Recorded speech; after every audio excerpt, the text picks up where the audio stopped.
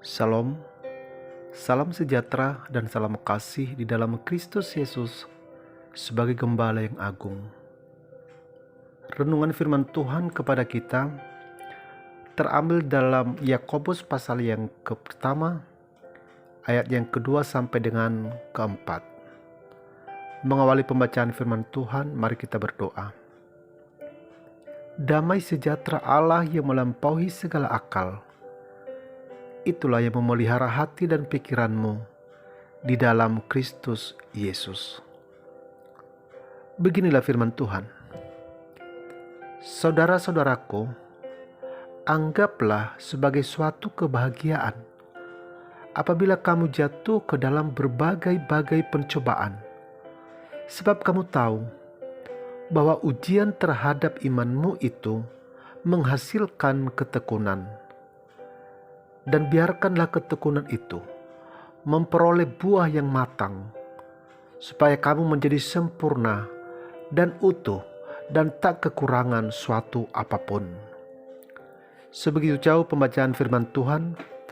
Berbahagialah setiap orang yang mendengarkan, merenungkan, serta melakukan di dalam kehidupan hari lepas hari. Amin. Tema kita adalah bertahan dalam pencobaan.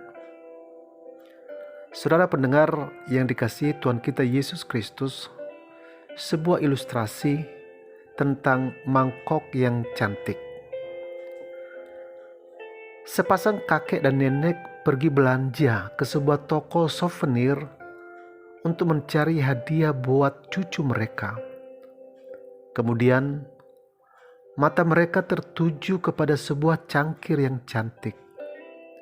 "Lihat cangkir itu," kata si nenek kepada suaminya. "Kau benar, inilah cangkir tercantik yang pernah aku lihat," ujar daripada si kakek. Saat mereka mendekati cangkir itu, tiba-tiba cangkir yang dimaksud berbicara. "Terima kasih untuk perhatiannya, dan perlu diketahui bahwa aku dulunya tidak cantik. Sebelum menjadi cangkir yang dikagumi, aku hanyalah sesosok tanah liat yang tidak berguna. Namun suatu hari, ada seorang pengrajin dengan tangan kotor melempar aku ke sebuah roda berputar. Kemudian ia mulai memutar-mutar aku hingga aku merasa pusing. Stop, stop, aku berteriak. Tetapi orang itu berkata, belum.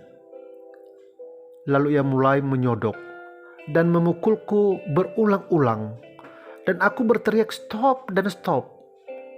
Tapi orang ini masih saja meninjuku tanpa menghiraukan teriakanku. Bahkan lebih buruk lagi, ia memasukkan aku ke dalam perapian. Dan aku berteriak panas dan panas. Tetapi dia berkata, masih belum. Akhirnya ia mengangkat aku dari perapian itu dan membiarkan aku sampai dingin. Aku berpikir, selesailah penderitaanku. Dan ternyata belum. Setelah dingin, aku diberikan kepada seorang wanita muda dan ia mulai mewarnai aku. Asapnya begitu memualkan. Aku berteriak stop. Dan wanita itu berkata, belum.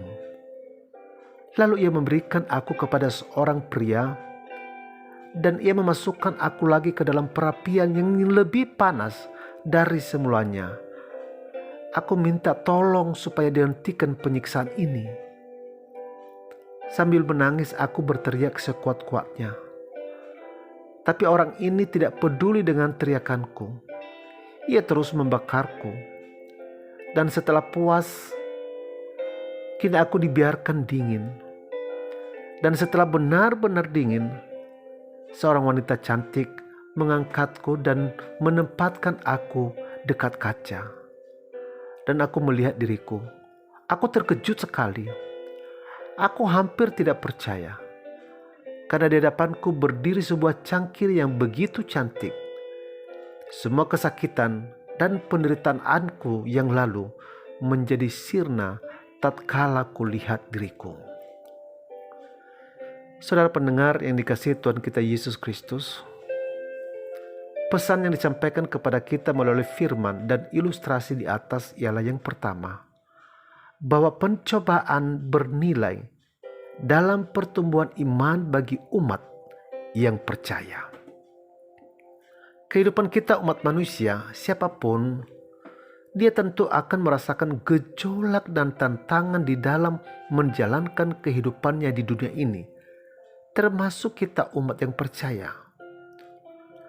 Hanya sangat disayangkan bila kita menghadapi tantangan dan pencobaan.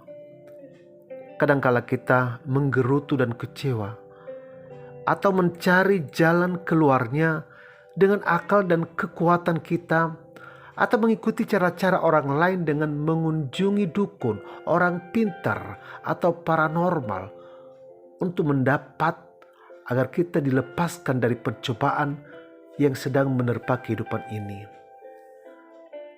Tapi hari ini disampaikan kepada kita bahwa pencobaan sangat begitu bernilai dalam pertumbuhan iman bagi kita umat percaya. Dan kenyataan ini dapat dilihat dalam dua segi. Yang pertama, sebagai latihan bagi otot-otot iman kita yang akan meneguhkan iman percaya kita kepada Tuhan dan Juru Selamat kita Yesus Kristus. Dan yang kedua, justru di dalam keterpojokan di mana kita tidak berdaya dan kehabisan akal menghadapi masalah ke dalam kehidupan kita, disitulah kita akan menyaksikan perhatian dan campur tangan Allah. Setiap melihat campur tangan Allah di dalam masalah kehidupan kita, hati kita akan semakin teguh dan bersuka cita, dan kita akan bertambah sadar dan insaf bahwa Allah kita memang Allah yang hidup, Allah yang berkuasa di dalam seluruh aspek kita di dunia ini. Pesan yang kedua yang disampaikan kepada kita adalah bahwa pencobaan terjadi agar kita lebih mengenal Dia.